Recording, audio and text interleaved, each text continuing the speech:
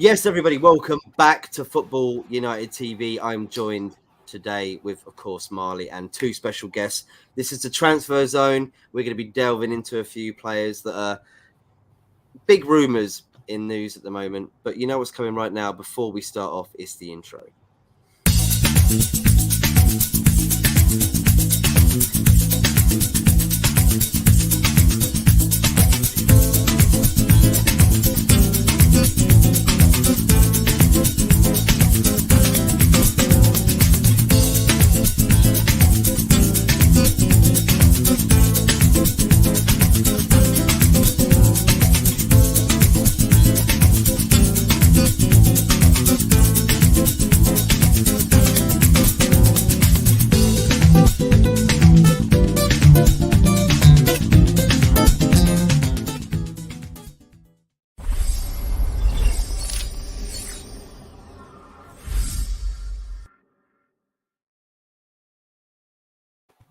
Yes, everybody, welcome back to the Transfer Zone. Me and Marlie are here hosting this thing. We've got Arsenal fan Dan. How you doing, bro? What's happening, mate? You all right? Good. Happy to be here. Glad you're back, mate. And of course, Chris for the first time as well. How you doing, mate? Yeah, I'm good. Thanks so much for inviting me on. Pleasure to be here. Yeah, mate, thank you for coming on. We're going to quickly delve into it, right, Marlie? I know you're going to save your superstar till the end, and we will explain nearer that time who it's going to be, but we'll keep that secret for now. But it's in the title, but sure. Yeah, that makes sense. It is the title. Well, that's public now, isn't it? Bloody hell. All right, well, we're going to talk about De Jong. I forgot about that. De Jong, De Jong, whatever you want to say, potentially still going to Man United. There is a problem with, I think, during the coronavirus, they dropped his wages, and I think they owe him about 17 million euros. So that's the only problem really now with this deal. Start off with you, Marlie, mate. We talked about this before. Do you think this is going to happen? I know Man United are saying that Friday is the end day. So if they can't get the deal over the line after Friday, then they're going to look elsewhere, which makes Barcelona sort of rush things up because they've definitely got players that they're waiting to get in, and it all depends on the money going out that they can get from the players that they want to get rid of, right? Yeah, I mean, this one's been zigzagging for a while now, and it's one of those negotiations that everyone kind of knew that it was going to happen, but we knew that it was going to drag on for a long time. We're used to seeing a lot of that in the Premier League. And, mate, I don't have a lot to add to the conversation. Still feel like De Jong's one of the best midfielders in the world, mainly for what he does, right? And if he's reconnected with Ten Hag at United, like I don't see how that's not going to work out. I know that United's a mess. I never want them to get better, but this one's a pretty safe bet. I know that it would be expensive, but it's a pretty safe bet. I do think it's going to happen, mate. Barcelona are in trouble, so they might have to, lower the demands and just accept it. They can probably pay him with the money they make off him, right? Like they can probably add that to the negotiation. Well, that's the whole point, I think, as well, that the Barcelona are waiting for Man United to put that extra 70 million down just to sort of say, look, he's yours if you can pay this for us, because obviously Barcelona are in a predicament. They're trying to get in players we might talk about, we might delve into. Rafinha is one of them. Lewandowski is another one as well. Dan, what do you make of this? It's been very long. I know, like Alex Crook as well on TalkSport has been saying it feels like it's been 575 days talking about this one deal. And it's not the fact that De Jong doesn't want to go to Man United, but his focus and his main dream is to be at Barcelona, which is the reason why he went there in the first place. But he will go to Man United if Barcelona is saying he's got to go. So do you think it's going to happen, mate? And is it going to be a good buy for Man United? Are Barcelona going to be horrified losing such a terrific midfielder? Well, having recently watched like a highlight video of some of the best stuff he's done for Barca, he looks like a perfect replacement for Pogba. He looks like a box-to-box midfielder. He's got great vision, excellent control. He can put in a good tackle. like a proper box creative midfielder who would look good in that Man United team. But watching that, I was constantly thinking, is he not similar to Fernandes in a way? But maybe he's a bit more robust than Fernandes and moves around a bit more. I think if United can get him for the price they potentially will get him for, minus the 17 million euro defer. Basically, that money was because he chose to have his wages deferred during the pandemic. Like, he wasn't made to do that. It was an option and he took it. So someone's going to have to pay him that money. It'll probably be Barcelona. But I think if Man U can see this through, I think it's a very good move for them, and it can only strengthen your midfield. I hope. I mean, I'd rather you didn't get him, but, you know, it looks like an exciting prospect. It does, doesn't it, Chris? I mean, United are struggling. We you know, Pogba's literally signed for Juventus. I think yesterday it was announced. What do you make of this deal in your perspective, Chris? Well, I think it's quite nice that Man United are the ones who are wasting their entire transfer window on one player when it used to be Tottenham with the whole Adama Traore situation in January. But I think, I mean, Marlie said it, Man United are in all sorts of trouble, and I'm not sure the midfield is where their biggest need is. I mean, the news this week with Ronaldo, obviously, if he leaves, I think he got 20 goals for you last year. So that's a huge amount of goals. Obviously, you're very likely, and I wouldn't have thought Greenwood would be playing. Rashford's completely gone off the boil. I'm assuming you've still got Cavani. You're after Eriksen as well. So Eriksen, De Jong, fairly kind of similar players. Obviously, Eriksen's risk-free completely in a sense because he's free. But there's no doubt De Jong is a fantastic player. And obviously, you'll be better off with him than without him. But I think you've got bigger problems. And I know we're coming on to Tottenham, but we've made 5 signings in 5 different positions, which have rectified an issue that we had last season in each one of those positions. Whereas Man United have got so many more problems and haven't really rectified anything, and you're kind of wasting your time now on one player. And I mean, if you get him, that's good, but.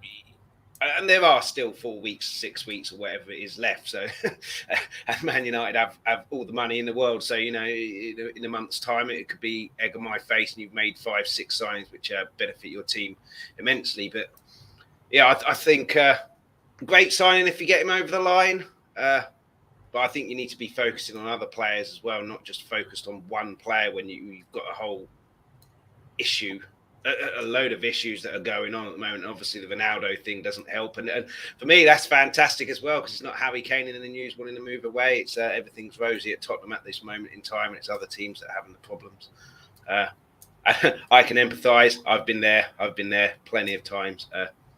But I just think get De Jong sorted as quickly as possible, and then move on to your other targets and sort Ronaldo out and everything like that. If I was in Man United's boat, anyway. Well, I agree with you there, Chris, because, look, Spurs, they went out straight away and got the players and they identified who they wanted. They backed Conte, which is one thing that he said he wanted in January. He did spout out a lot of stuff, didn't he, Chris, about saying, like, you know, like, I'm dealing with a club that won't be in the top 4 because they won't back me with the players that I want to bring in. And that seems to have changed, like, the dynamics of the way that Daniel Levy deals. I mean, what we're doing this summer is what you used to do under Ferguson. One of Ferguson's greatest things, among hundreds of greatest things that he had, was all of his players were bought before pre-season. So when the season starts, they're fully integrated into that team. The players know each other and they know the club as well, and they know his tactics. Whereas now, complete opposite. And you're. I mean, you played your first pre-season game today, didn't you, against Liverpool? Good result. But pre-season has started without players being bedded in, and it's a complete U-turn on what Ferguson used to do. And I can't, mate. I can't believe we won 4-0 against Liverpool today. That's crazy. Pre-season doesn't really matter, does it? It's all about getting fitness up. You know, Fulham won all of their pre-season games, whatever season, and then went and got relegated. Man City lost most of theirs, and they won the league. So it's all about fitness, but I mean, can only give you a bit of a morale boost and confidence boost beating Liverpool 4-0. It can, but I think Liverpool maybe thought, well, we feel sorry for our neighbours, and maybe if you just win the Audi Cup, you might think that you're going to do good again. Liverpool know what they're doing. They're like, give Man United confidence that they've got a great team, and they won't go out and buy anybody. And then nothing wrong with the Audi Cup, stunning competition. That. Well, you have got the trophy in your cabinet, haven't you, Chris? That's the only one. The only one. Yeah. Do you see anybody else maybe coming in for De Jong and maybe snapping this deal away from Man United? Because not now. No. No, especially the fact that the player doesn't really want to leave the club. Obviously, Barcelona see him as maybe it's not surplus to requirement, but to make other signings that they want, they've got to shift some players, and he's the one that has drawn the most interest. So, like, we lose a great centre mid, but then we can strengthen in other departments because they obviously want this Lewandowski deal to happen, and they want to do the Rafinha deal as well. I mean, the sale of De Jong isn't going to be enough to do both those deals, but it will help towards one of those deals for sure. Yeah. No one else is looking to spend that much money on a midfielder right now. Man United is the only one. Would you say it's a lot of money though for De Jong? I mean, you look at some of the prices of some of the midfielders. No, but in the last few years, like Grealish was 100 million. Declan Rice has been gifted as 150 million if you want to buy him this season. But that's because English talent going to English clubs. That's why those prices are for Grealish and Rice. And if it's an English player going to an English club, because you need a certain amount of homegrown, then that's why they cost the way they do. Sorry, Charlie, I didn't mean to cut you off there, mate. No, it's all good. I'm not like what I think about his price has nothing to do with what I'm saying. I actually feel like the price is next to what would be fair for a player of his quality, actually. But no one else is looking to spend that much money. I mean, Real Madrid did spend like 100 mil on Tchouaméni. I don't see any other clubs being linked with like huge midfielder, like with that would come with a big fee like that. I know Arsenal was linked with like Milinkovic-Savic, which would cost like upwards of 60, something like that. But I don't see anyone spending 80 on a midfielder right now. I really don't. I don't either, Chris, right? You agree with that? The fact that it is only going to be Man United in the race because nobody really is looking to spend that much, like Marlie and Dan says, on a midfielder.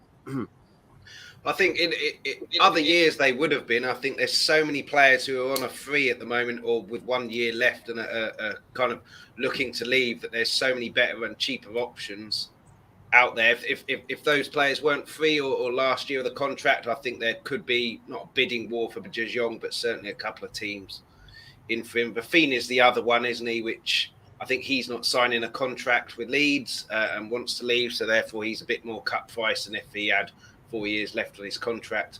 We obviously got Basuma, who had a year left on his contract. So I think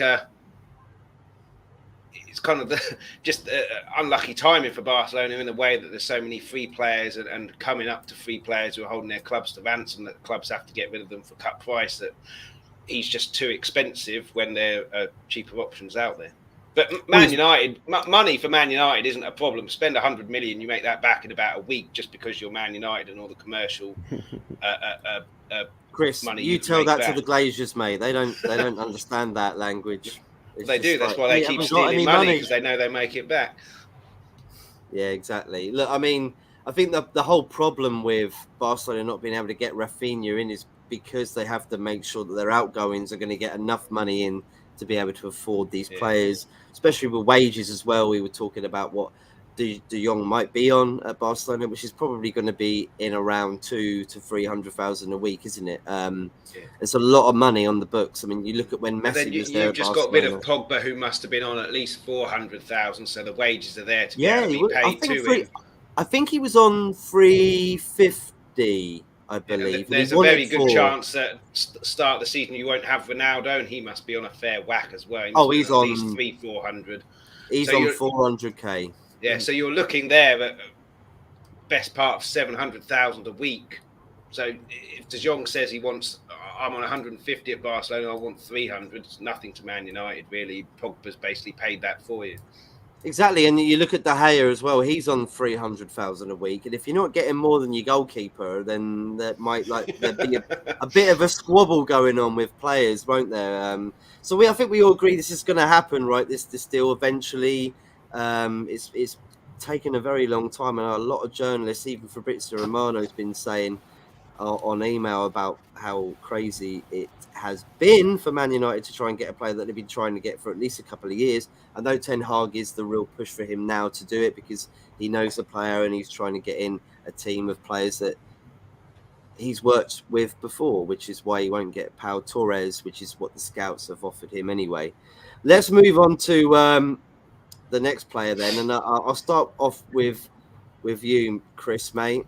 Is Dejed Spence to Spurs. Now, he was a player at Middlesbrough / Nottingham Forest the last couple of seasons. This is a good signing for Spurs, like you said as well. They've done great so far. This is just another addition to the squad, maybe add some depth. Yeah, I think there's two parts to this. The depth, like you say, right wing back was our weak area, I think, last season with Emerson's a right back brought in as a back four, as a right back. We then change our manager who plays with a wing back. He's not a wing back. Doherty looked good, I thought, towards the end because he was a wing back who was then brought in and then played as a right back. But now he's been played as a wing back. He unfortunately got injured. Spence, he's played 2 Premiership games essentially in the Cup. So I'm not sure he's the answer to our prayers. But the other part of it is we don't have a huge amount of English players, certainly for the Champions League. So that would obviously help with that a little bit.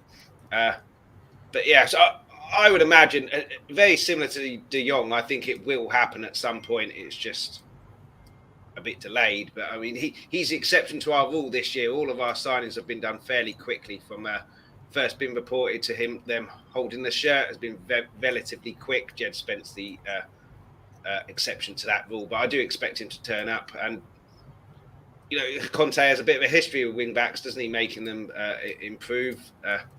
I say history. Victor Moses is the only one I can think of, but obviously he turned him from not a wing back into the best wing back in possibly the world, certainly in the Premier League at that time. But it does add depth to us. I'm not sure Emerson's the answer. Doherty, I'd like to see given a chance because he is a wing back by trade. So he made his name at Wolves, and then Spence can be the one who pushes him. But I'd still say that's our weak area.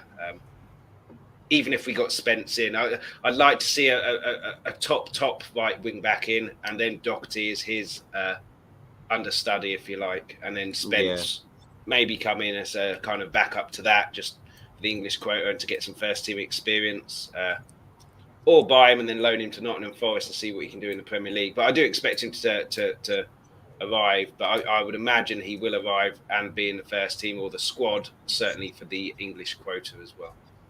Yeah, and just so everyone knows, that is him on the floor there. He's not actually wearing he's not wearing a Spurs shirt now. He looks very crippled in that photo. His legs don't look right. That could be the only worry I've got with him is his end product isn't particularly great in terms of assists, and Conte's teams are based on the creativity coming from the wing backs. Yeah. So if his creativity stays as it has been, not sure he's the answer to our prayers. Whereas Doherty went at Wolves in his last season, second highest assister in a defender behind Alexander-Arnold, so he's obviously got that creativity there. But as I say, I said time and time again before, between now and the end of last season, if Conte wants a player, who am I to argue? If he wants a player, I want the player. So if he wants Jed Spence, happily welcoming him into Tottenham if he signs.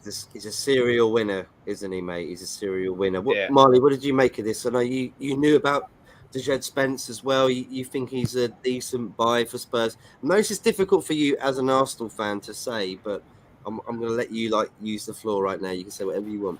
It's fine. I mean, if we're going to have to talk about Richarlison again in a little bit, I might as well, right? Like, this is not going to be as tough as that. Mate, I feel like Jed Spence is a funny one, honestly, because I kind of doubt that people know enough about him. I know, like, what I saw was amazing. It truly was. Like, when he played Arsenal, like, he stopped us. He was immense. he had a great game. Like he was probably man of the match in there. But then again, you look at the situation, like he was a player on loan from Middlesbrough, right? Like I feel like the math doesn't click. It makes no sense. And then like all of a sudden, like it's sort of funny to see him being linked with, and probably like he's probably gonna end up going there, like to our biggest rivals. So it's just I don't know.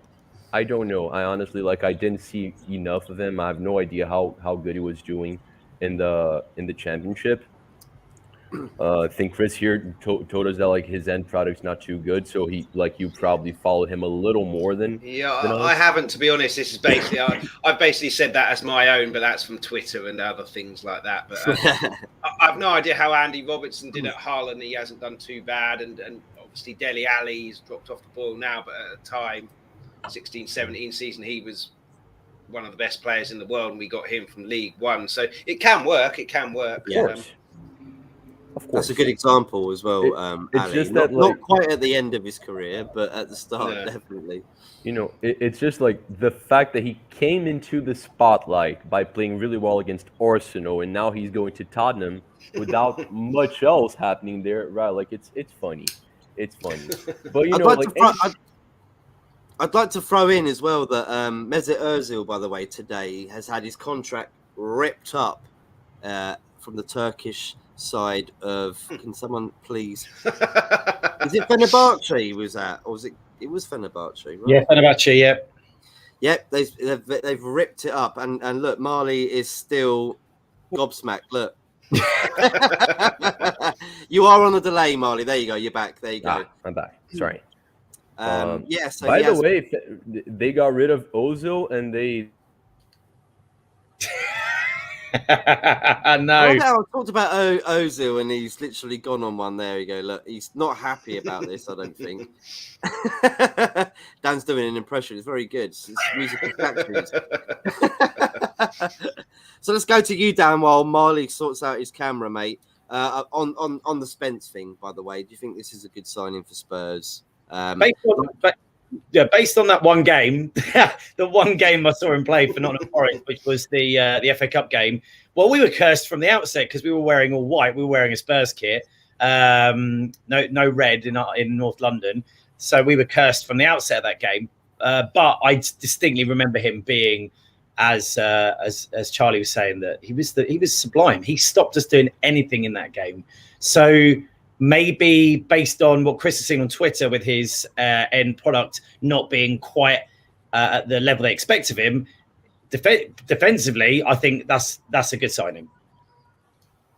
I agree. You, Marlie? I know, what was you trying to say before you got frozen out? No, that didn't matter. I'm afraid if I try to repeat it, I'm gonna go offline again. What's the figure like being mentioned? Like how much is this going to? I think it's about 12 million, something like that. 10, okay, 12, something like that. So it's relatively cheap, obviously. Yeah. Yeah, so Spurs are doing awesome. Spurs are doing phenomenally this trend. Yeah, it's very frustrating. Yeah, you can't lose out really. Spend a little bit of money like that. Like I think with United, just to go on United perspective, Malacia from Feyenoord wasn't a lot of money. It's worth giving it a go. And I just can't see. I think Spurs getting squad depth. That's what I think. It's not necessarily that this player is going to be like the next best thing, but he can definitely come on, play his part, help out. And they're going to need that depth, Matt, because they've got Champions League football, which is disappointing for us, but they earn it. They've got Champions League football, and you need that depth in that squad. You know, you've got to basically have a Premier League squad and a Champions League squad because it's too challenging to get those players out twice a week. Plus, just quickly on Richarlison's a great signing because I guarantee after the World Cup, Kane is going to be absolutely exhausted because he'll play every game for Southgate. So that's a good backup for Kane, who's going to need time off. He's going to be knackered. Yeah. And just on the squad as well, like Dan was saying there, it's not just Champions League. Everyone needs a squad because the 5 subs in the Premier League next year, it allows you to completely change your formation and tactics mid-game, where it's not always as easy to do that with 3 subs. You could easily make 4 subs on 60 minutes, completely change how you play. And the squad's even more important now than it ever has been, I think. Chris, you know how Sean Dyche used to always come out and say, like, this isn't going to be good for the clubs like Burnley, Norwich, and Sheffield United, maybe back at that time. But I think it kind of would, because doesn't that mean that you can bring in more players to fill your bench? Even possibly, if you are a smaller club. Like the issue is that Man City bring on 5 World Cup winners, Champions League winners, whatever, and Burnley bring on 5 people called Smith that no one's ever heard of. So it's obviously it's obviously favouring the bigger clubs, but I don't agree with it. I don't see there's any problem with 3 and then an extra 1 if there's a concussion or medical issue like that. But yeah, 5. I mean, it's going to suit certain clubs, not suit others. But that's the way it is. That's the way it goes, isn't it? Money dictates what happens. What was that saying? Players as well, like that gives them more opportunity to be able to make the first team, which is good for them. It means like, okay, I've got 2 more chances to maybe get on the pitch today. Yeah. What it also does, going the opposite side of that, is when you're 1-0 up with 80 minutes left, wasting the next 10 minutes making 5 different subs just for the sake of it for 2 minutes. That would hurt, wouldn't it, Marlie? What was that again? I think Matt said it would hurt clubs like, let's say you've got the five subs in the Premier League. If you've not used any and you're like 1-0 up and you're just eking out a 1-0 victory and then just killing time at the game by making 5 really late substitutions just to kill the game. Aren't they keeping the rule where you have to do it at 3 different moments though? I don't know. Oh yeah, I'm not sure. Because that's been the case. That's been the case. You can make 5 subs, but you can only pause the game 3 times. Okay. So unless you sub in on halftime, you like it's not like you can like drag the game more. Okay. So like you can literally have you can literally have 2 subs and then 2 subs and then use 1. You can't do 5 different substitutions. That's not as bad then if that's the case. Yeah. But I have a couple of comments from the stuff that was just said. I'll get to Richarlison in a second. I still feel like the one on Jed Spence is weird because Tottenham has a really good team, and I think you said it yourself, right? Like right back might be your weakest position. So like out of all the positions, why would you be looking for a squad player there, and not like someone that's probably gonna be like. Because Emerson did not do well. I didn't expect him to do well. I don't think Emerson's a good player. I actually thought Doherty was going to do okay, but he hasn't ever since he got there. Towards the end of the season before his injury, he did. Okay. And then he got injured, and then it was Emerson coming in. But I personally think he thinks, I'll give Doherty a shot, see how he goes until January. If we need to make reinforcements, we'll make reinforcements there. But okay. Yeah, he hasn't had the best of times at Tottenham since moving from Wolves, but he was showing a lot of progress towards the end of that last season before he got injured. Yeah. Okay, that makes sense. And as for Richarlison, the one thing, Richarlison usually starts for Brazil, right? Like he's usually a starter. So that thing where Kane's gonna be tired, like Richarlison might be tired as well. I know he's got a lot more like athleticism and physicality than Kane, and regardless of that, like he's the perfect signing for Spurs. Sorry, they have like that's my bad. That's the assumption on my part that England will reach the final and Brazil will go out in the qualify, like in the.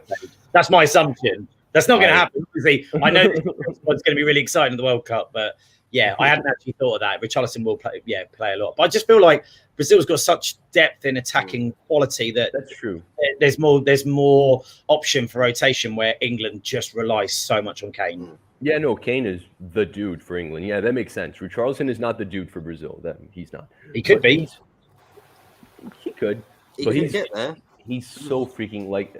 I hate it because Chris. By the way, Richarlison came from Fluminense, right? Like that's my favorite club in Brazil. So seeing him join Spurs, like that breaks my heart.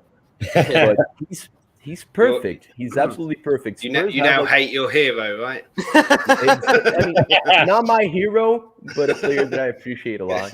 And the thing is, Spurs. Well, now that Mane left, Spurs might very well have the best attacking 3 in the league. So, it'd be interesting with Liverpool. I think personally we should be going for 3rd in the league. I think catching up with City and Liverpool is a bit too much, even with the signings that we made. But if we are going to catch one of them, I would say Liverpool, because for me, Mane is the best of that front three and has been for a while. He does all the running and scores all the goals, where Salah obviously gets the headlines, but he doesn't do a huge amount of running. So it'd be very, very interesting to see how they do without him. Obviously, Diaz has hit the ground running, but Nunes...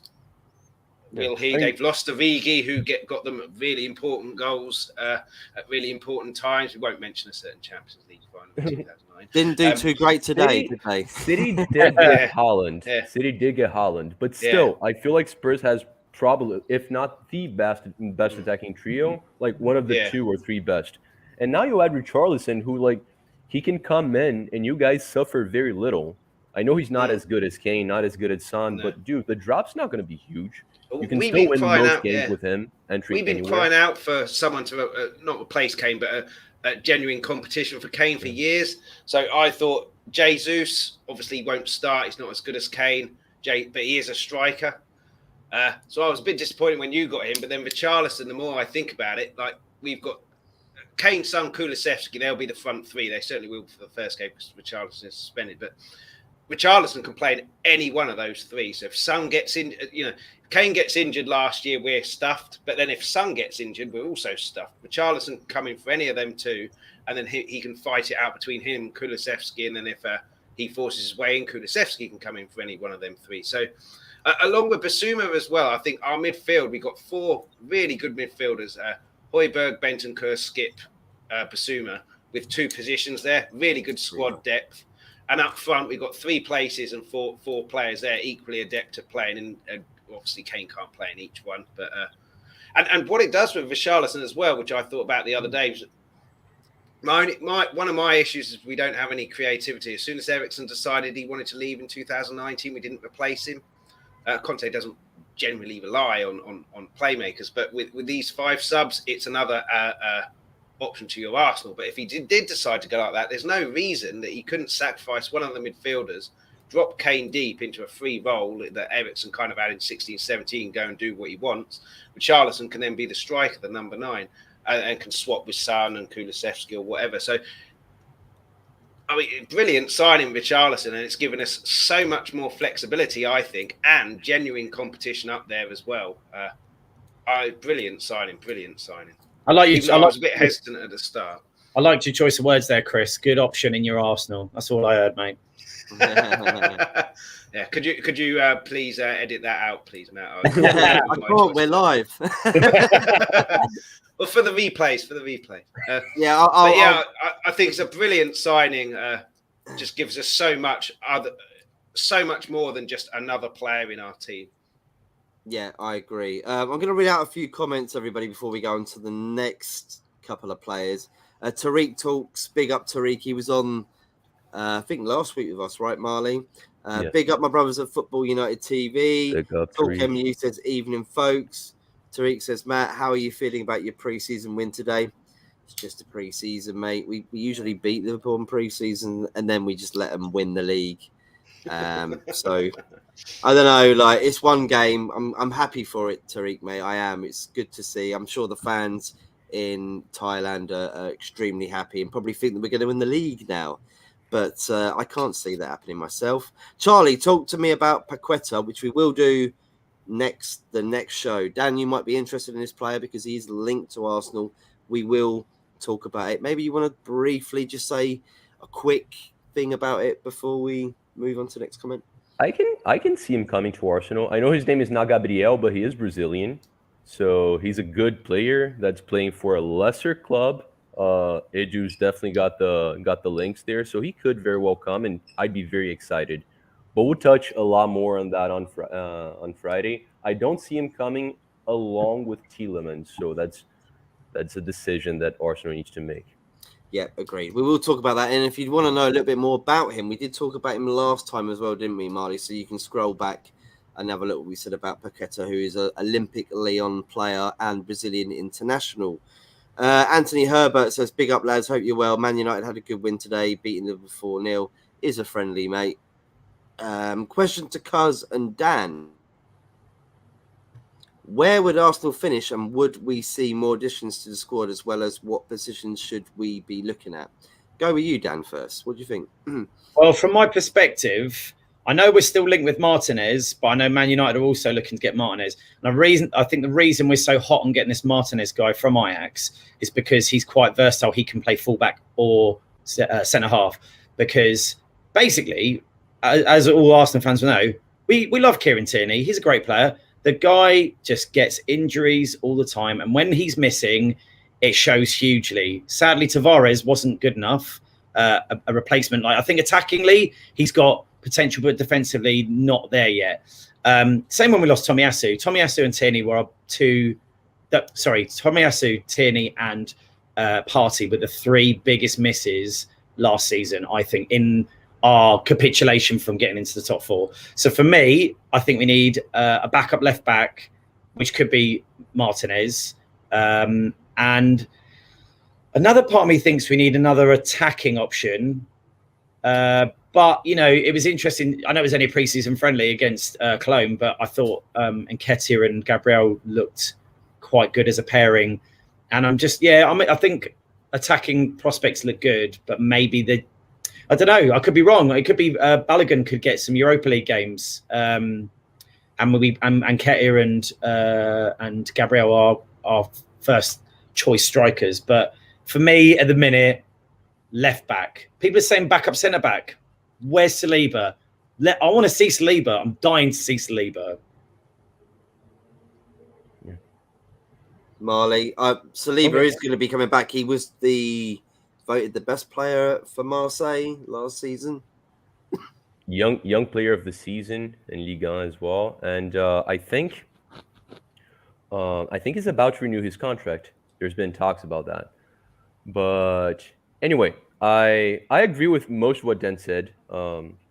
I do know that money's finite, right? So I know that Arsenal is not going to go for as many targets as I want us to go for right now, because I feel like we need another attacker, 2 midfielders, and a defender. And Martinez, again, he would have been perfect because he offers competition for Tierney. He's probably going to get a lot of games because Tierney gets injured. He might even, take Tierney's spot because he's a great player. And he can also offer some rotation in the back, because even though I'm excited to have White, G-Mag, and Saliba, I don't trust Holding. I really don't.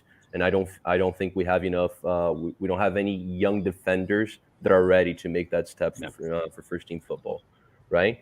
I feel like we're solid on right back. I don't like Cedric, and I kind of want him to leave, actually. But we have, in addition to Tomiyasu, we have both Ben White and Saliba that can cover that spot on right back. And our most promising youngster right now is probably Norton Cuffy, right? Like that was out on loan. Like he looks really promising.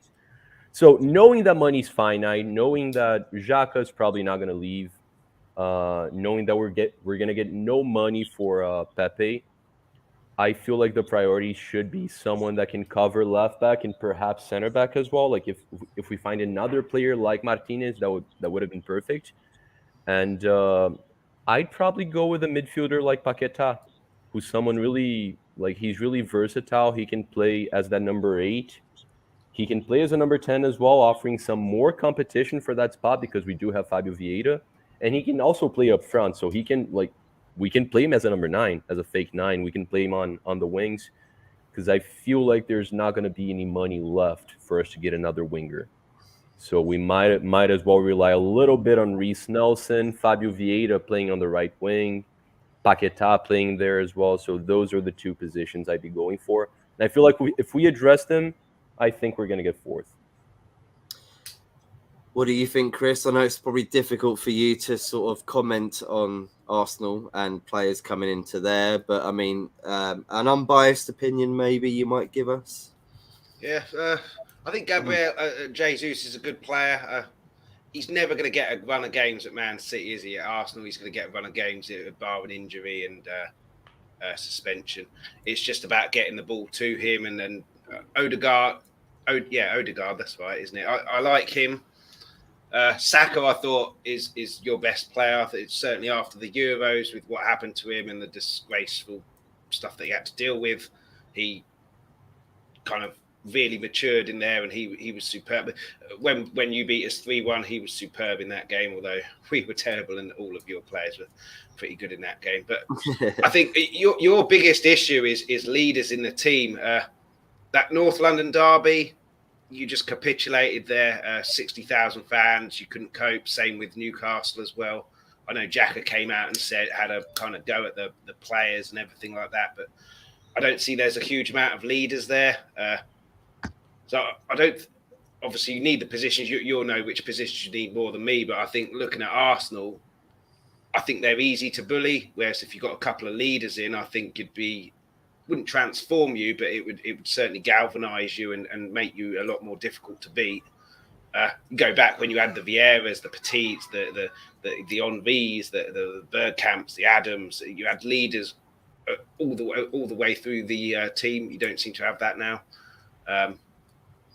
So if you can get those, I think you could stake a claim for fourth. I don't think we'll fall out of the top four. I think we'll be in the top four come the end of the season. I think we've had a good transfer window. We've got the right manager there and 2 world-class players up top. Chelsea, who knows what's going to happen to Chelsea? And I know we're going to talk about Gnabry a bit later on, so I'll wait and talk about Chelsea then. But yeah, I just think with Arsenal, the North London derby and then the Newcastle game afterwards just showed that, you need leaders in that pitch. I think if you hadn't have cancelled the North London derby in January, I think you'd have got fourth. I think there was so much motivation for us going into that game. And I don't think you could handle it. Interesting, Charlie mentioned holding there. I think Son played him an absolute blinder there, knew that he was a bit too up for it, and then it was like, you can kick me all you want and then I'll get you sent off. And that's just naivety, and leaders don't do that. So, I think Jesus is a good signing, though. I think he'll score goals for you. If you can get him the ball in the dangerous areas, he'll score a lot of goals for you. It's I know we have to move on, Matty, and I'm sure people want to talk some more as well. But I fully agree with you. And the sad thing is, I really don't see us getting any leaders this transfer window. I really don't. But and I know that fans are like by DNA, they're really impatient. I don't blame them. Mainly if you're an Arsenal or a Spurs fan, because we haven't won anything in forever. You guys haven't won anything ever. So it's we're impatient. You haven't won anything in forever. We haven't won anything forever plus forever. Longer than you guys. Exactly. That's very true. It's nice. But the exciting thing about having such a young squad where 95% of the players are on an upward curve is that, like, if we don't lose any exciting players and we bring in a couple of exciting players, like, things ought to improve, right? Like, we have a young manager that's supposedly going to do better than last season because he will have learned more. We have a young team where, like, 9 of our 11 starters, like, just because of time, they're going to be more experienced and better players as well. So I know we lack leadership, but I do understand the reasoning behind, like, the way Arsenal's been dealing with everything. Like, we've lost so many, like, slightly older players on a free. They were making so much money and weren't playing well for like 4 seasons now. Arsenal's best players have been youngsters. So just quickly as well, I forgot Ramsdale. I thought was superb last season as well. He should be England number 1 for me. On the North London derby as well, it's worth adding as well that it could go the opposite way. That the players could learn a hell of a lot from that and then come back much stronger mentally next season from that experience. The 60,000 Spurs fans screaming at them, brutalised them, is what Gary Neville said. And then the Newcastle game, they could grow up in those 2 games. I just, based on the that game and Newcastle game, I don't see it without some leaders being brought in. But ironically, Chris, to add to that though, our capitulation wasn't the North London derby. No. It was the 3 games before we played Chelsea United. It was Southampton away, Brighton at home, and Palace away. Palace away was always going to be difficult. The Brighton at home shouldn't have been as difficult as it was. And Southampton, Fraser Forster, who's now your backup keeper, just decided thou shalt not pass. He made save after, and we played really well in that game, and it was extremely frustrating. So even though the North London derby turned out to be really important, it would have had much less important if we just picked up 2 points out of those 3 games prior to beating Chelsea and Man United, which were the 2 games people didn't fancy us in at all. That's just classic. It's just classic Arsenal, really. You know, turning up in the games no one expects us to turn up, and then losing the ones you think you should win. Do you think that's an element of they think, well, we've won this game, we'll beat this team, whereas Chelsea, Man United, we won't beat these, so we've got to be really at it, and then they focus more? Or do you just think it's a capitulation or mental capitulation? I don't know. I'd say slightly, mental capitulation. Yeah, Brighton definitely. Palace again. I think that's like what Chris was saying about big game players. Like I think Selhurst Park was very intimidating that day. Vieira was looking for a scalp after, dropping. They should have beaten us at the Emirates earlier in the season. And then the Southampton game, I just think was sheer unluckiness. One player changed that game, and the keeper was phenomenal. Good for Fraser Forster because he's been in the shadows for a while. He hasn't been popular with Southampton fans for a while. He's got to move to Spurs, and he will get game time. And I think he, like with a lot of goalkeepers, he's a confidence player. A lot of goalkeepers are, and he needs those big games where he makes loads of saves to get his confidence up. And I think he'll get opportunities for Spurs. But sorry, Matt, I realise we've got to move on to the next topic. We have, and it is an ex-Arsenal player as well, and it could be a potential move from Bayern Munich to Chelsea. So we will nab straight on that right now, if I can say that. Gnabry to Chelsea. Now, he's an amazing player since he's left Arsenal, especially at Bayern Munich. I know they win the league every season, but he's done some amazing things, scoring hat tricks like for fun. I think he scored a lot of goals when he came over to London. Was it against Arsenal? Or was it Chelsea? I think it was against Chelsea. Yeah, I think it was Chelsea. Yeah. We won't mention his 4 goals in the Champions League against us. Oh, against Spurs. 7-2 they beat us. It was Spurs. That's right.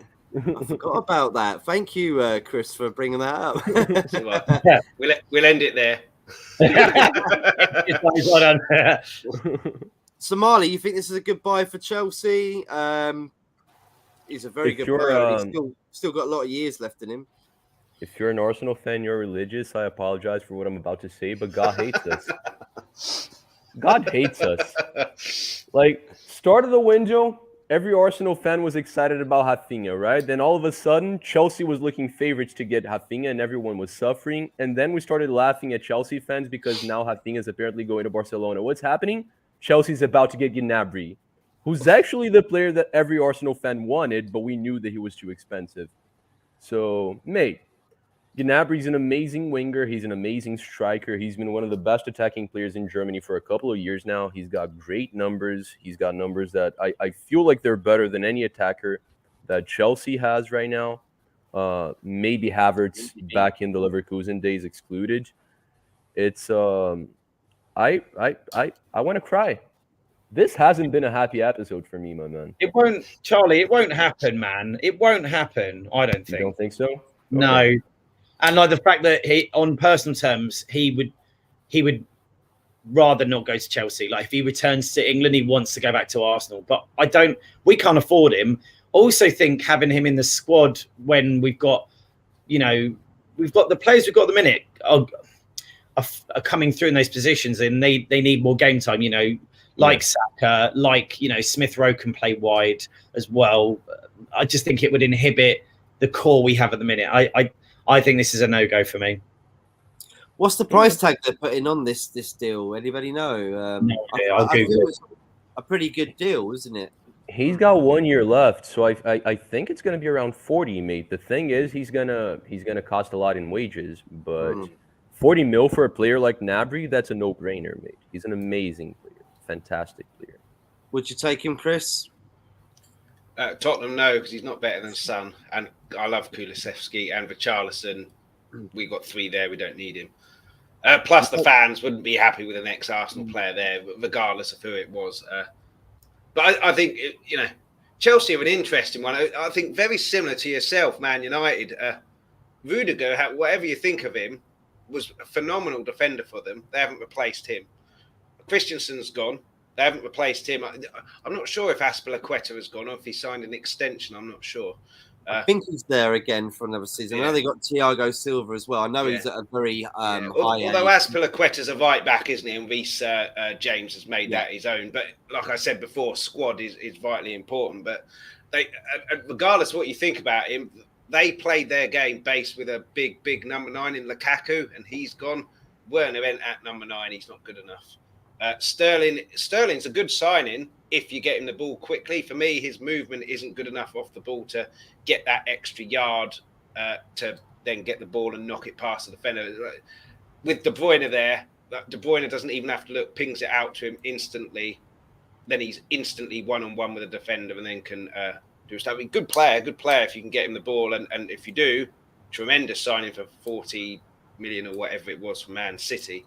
But I just think that they're buying players that are not addressing the issues that they need. That defence is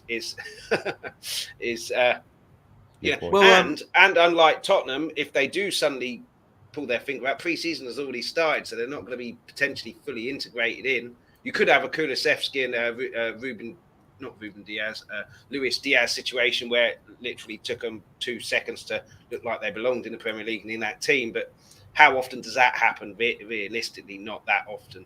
And defence, you generally need either that 2 central defenders or the 3 central defenders and the goalkeeper with them to have that understanding. You can't get that understanding with 3 new players brought in and then instantly like that. So for me, carry on buying attackers that you don't really need for Chelsea, and then you can slip out of the top 4 and we can get third and maybe go for second or first. But yeah, I read somewhere that their new owner is in charge of buying transfers. Not a good idea, Not a good idea. You've got to get the manager in charge of the buying of transfers, and then the owner gives him the money to go and buy them. We've had that for years with Daniel Levy. It looks like finally now he's handed the reins over to his football director, who's speaking to the manager, and then between them, they're getting the players in that they want. But yeah, as long as Chelsea keep buying players that they don't need and don't rectify that defence, I'm happy.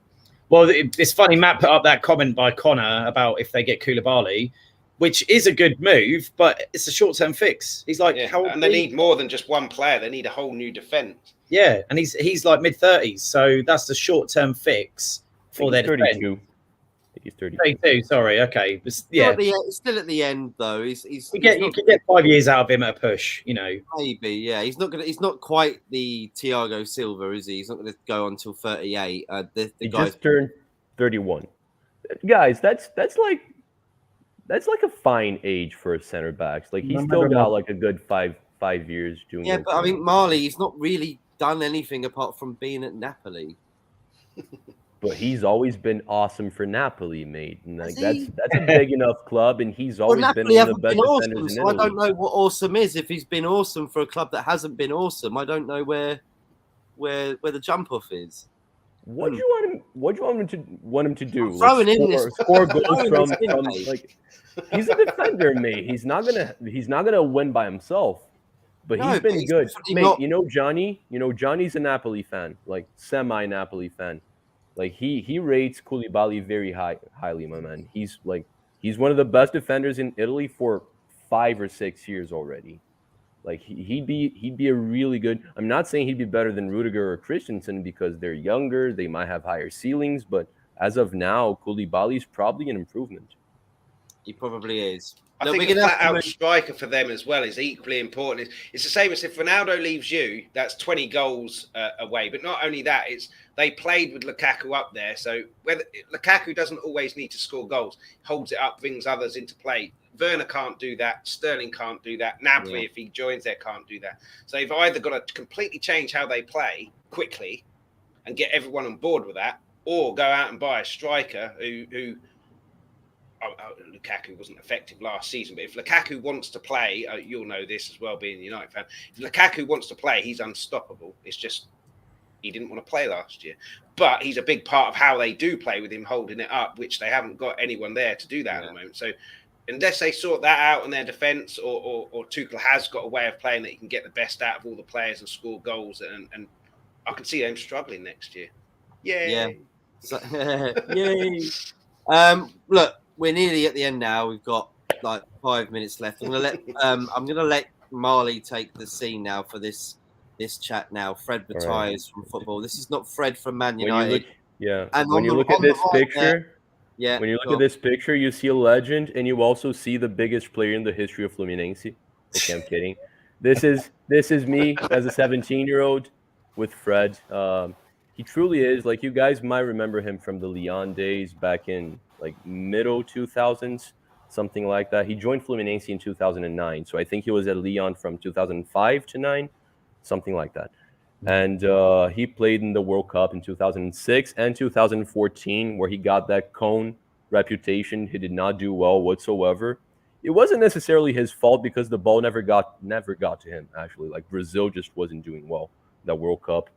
And he is very much so that number 9 that's only there to score goals, right? Like, he doesn't help in the build-up play. Like, he's someone that's going to push the ball inside.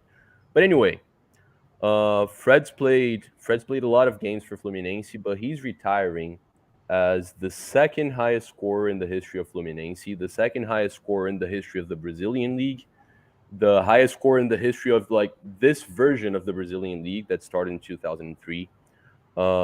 Highest score in the history of the Brazilian Cup as well. He's the Brazilian that scored the most goals in the Libertadores as well. That's the main competition in South America. So he's just immense. He's not even. I said offline, I said that he's like Fluminense's Thierry Henry. That's not true because Thierry Henry is also our best player. Fred's not the best player that ever played for Fluminense, but he's the biggest. Like, he's been our captain for a long time, like pretty much like 7 of the 9 seasons that he played for Fluminense, he was our captain. You see the amount of goals he scored, and he won us 2 national leagues. The Fluminense only has 4, so half of our major trophies came from Fred as our leader and as our best player. So, yeah, man, it was really emotional. I cried a lot these past 2 weekends, seeing the last 2 games that he played for us. He scored one against Corinthians, and this season, Fred's like semi-blind. One of his eyes, like, he sees double. So whenever he's playing football this season, he was actually watching 3 footballs. So the fact that he got a goal in his second to last game, like, that was such a cathartic moment, man. It was awesome. It was awesome. We had like over 60,000 people in the stadium both games. Yeah, man, I'm gonna miss watching this guy play. He's definitely like, I feel really honored. I know that Fluminense and Arsenal definitely have their issues, but I feel really honored that I got to see the biggest player in both the club's histories. And the thing that makes me feel even better about Fred is that, like, I didn't witness Thierry Henry's beginning at Arsenal, right? Like, I was really young, and it was before internet like took over, so I was in Brazil as well. Fred, like, I was there in the beginning, I was here in the end. Like, I witnessed the great history that he wrote for us, and yeah, man, he'll be missed. He'll be missed. Great character, man.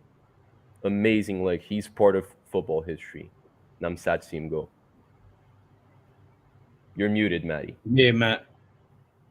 Matt, you're muted. Fred's retired. So is my microphone as well. Yeah, they've joined together. Maybe they'll do a podcast together. Better than me, probably. We are at the end now. We've literally only tried and do an hour. We've literally just rolled through everything.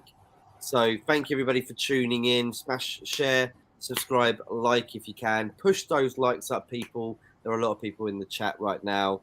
Comments quickly. I do agree, Matt is a good player.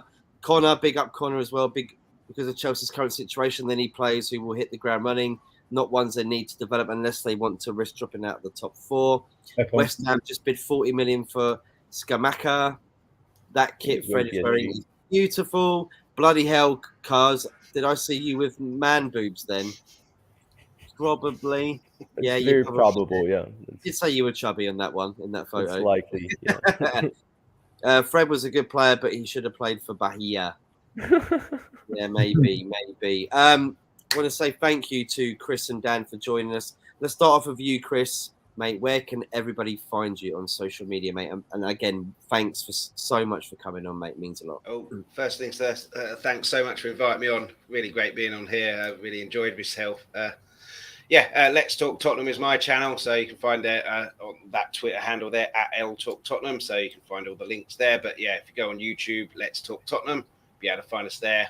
It's also available on podcasts as well. So wherever you get your podcasts from, just type in Let's Talk Tottenham, you can find us there as well. So yeah, appreciate any likes, any subscriptions and everything like that. But before you do that, go on to Football United TV and make sure you hit the like on this video and subscribe as well. And yeah, thanks again for having me on. Thank you, Chris. Thank you so much for coming on. Please go check out everything that he said about his content as well. Twitters, Instagrams, he said as well, right? Yeah. Yeah, you're on there. Yes, Let's Talk Tottenham podcast, I think, on Instagram. That's it. Thank you, Chris, mate. Means a lot. We'll get you back on very soon. Yeah, look forward to it. Dan, where can we find you, bro? Apart from good luck finding. Well, obviously, my stuff I put on is not necessarily football related, but occasionally I do put stuff on Twitter. I haven't got many Twitter followers. I'm at Dan Michael King on Twitter, but I'm more active on the gram, where I am Daniel_King_actor. And actually, being on Instagram recently, I've realised that Charlie, like myself, is a fellow thesp. I am, and I'm trying, man. I'm trying. You do you, man. You do you. Cheers, Dan. Guys, wait up. We'll eventually collaborate. It's a really expensive collaboration because we're really far away from each other, but we'll eventually get it done. And but yeah, guys, thank you so much for being here. I am indeed a fellow actor. If you follow me on Twitter, you won't see any of that. But if you follow me on the gram, you see my acting stuff. It's usually in Portuguese though. So if you don't speak it, just support me because you like me, you know. Thank you guys once again. It's always a pleasure to be here with you, my man, Matty, my bro. And yeah, see you guys next time. Yeah, see you on Friday, right, Marlie? We'll be back Friday. Might have a couple of new guests on as well. And the transfer zone's only going to last, obviously, until the end of the transfer window. And the Premier League does start in about 3/4 weeks' time. I know the Community Shield's coming up very shortly as well. And we've got a crazy World Cup coming in the middle of winter. November. Yeah, it's gonna be strange, but we'll try and enjoy it as much as we can. I'm pretty sure I won't be going to the pub to watch it because it will be rammed. But yeah, it'll be home watching, I think. Everybody, thank you so much for tuning in. Like I said, smash like, share, subscribe, and we will see you again for Transfer Zone on Friday. But until then, have a pleasant rest of your is it Tuesday? It's Tuesday. Yeah. Pleasant Tuesday and the rest of the week, and we'll see you again soon. Take care, everybody. Cheers, guys. Bye. Ciao.